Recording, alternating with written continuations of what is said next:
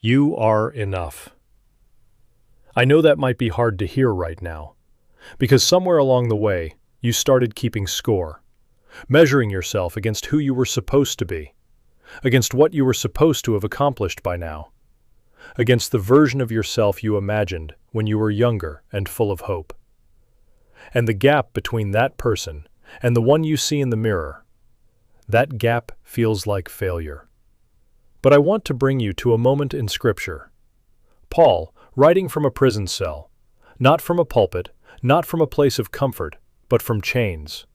And he says this, "I have learned, in whatsoever state I am, therewith to be content." Learned. He didn't say it came naturally.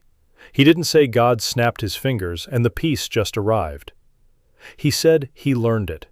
Through hardship, through loss, through the kind of circumstances that would break most of us.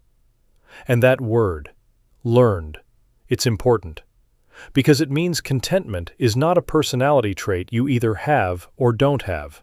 It's a practice. It's something you grow into. And you are allowed to still be in the process of growing. Here's what I want you to understand about contentment. It is not the absence of ambition. It is not resignation. It is not giving up on the life God has placed inside you.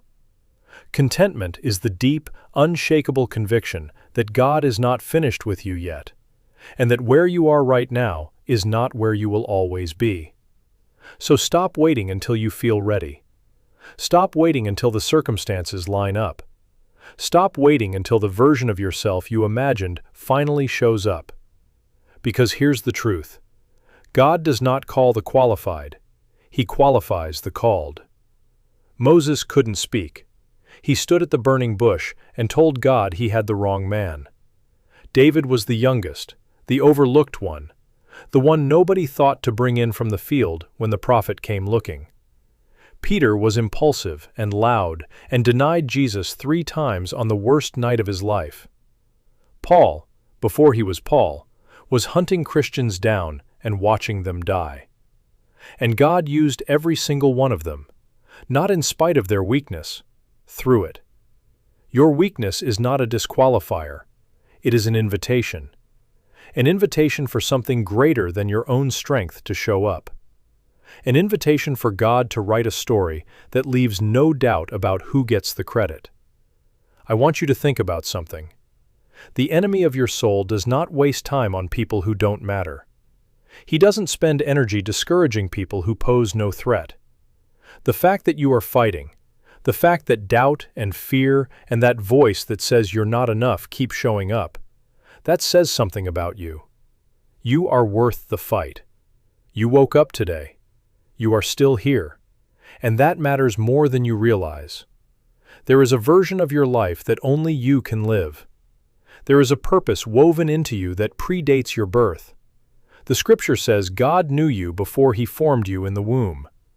Before your first breath, before your first failure, before the worst thing that ever happened to you, He knew you, and He chose you anyway. Not the polished version of you, not the version that has it all together. You, as you are, where you are, with everything you carry. So here is what I want to leave you with today. Stop apologizing for where you are. Stop treating your story like it's less than because it doesn't look like someone else's. Your chapter 2 is not supposed to look like their chapter 10. Start where you are. Use what you have. Trust the one who called you. And take one step forward today, just one, in the direction of who He made you to be. Because the God who holds the universe in His hands is not overwhelmed by your situation. He is not surprised by your struggle. He is not disappointed in your pace.